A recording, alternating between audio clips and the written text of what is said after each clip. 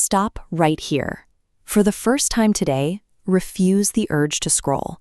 This specific moment in your day was positioned as a deliberate intervention, and those next 60 seconds will clarify exactly why. You've been operating under the weight of soul fatigue. It's a state that looks like physical tiredness on the surface, but runs much deeper.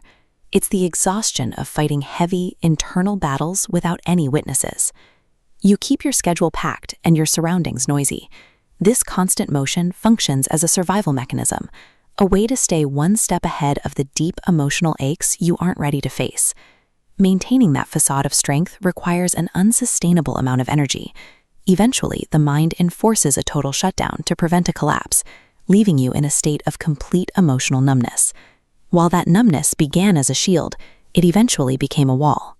It protected you from further pain, but it also blocked your ability to sense any presence or support beyond your own immediate survival. That sense of absolute isolation is a trick of the perspective.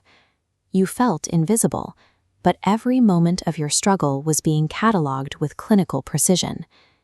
There is a detailed record of the physical evidence you hid from the world. Every tear shed in private, every night you stayed awake to avoid burdening others with your reality, was witnessed. This archive includes the intellectual losses as well. It holds the future dreams and hopes you intentionally buried, because the risk of another disappointment felt too dangerous to take.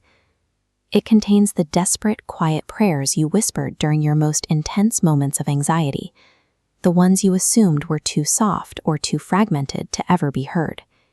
Each tear, buried dream, and whispered prayer was systematically collected and held. They were never lost in the void. They were being woven into a larger, intentional design that you couldn't see yet.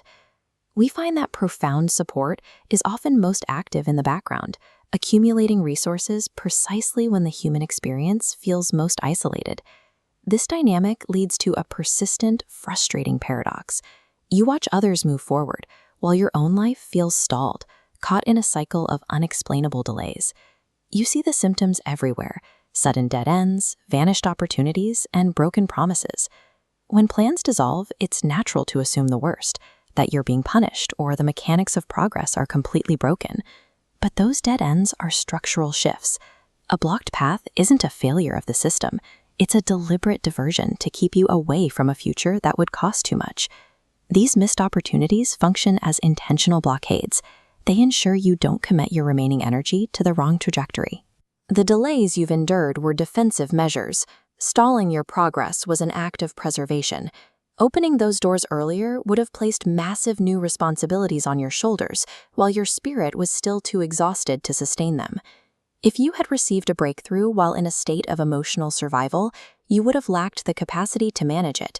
You would have likely shattered the very thing you were asking for. Your willingness to finally pause and acknowledge your own numbness suggests that the period of isolation has done its work. You've reached a threshold where your spirit is now open enough to begin actual healing. The process always prioritizes the structural integrity of your soul over the speed of your worldly success. Now that the internal work of protection is complete, the breakthrough you've been anticipating is moving into your immediate reality. To receive it, you must consciously choose to drop the numbness you've used as a shield. You have to be fully present to recognize what is arriving. Release the heavy armor of pretending to be strong. Admit to the exhaustion you've been hiding, and acknowledge that you were never meant to carry the world by yourself. Take a conscious breath.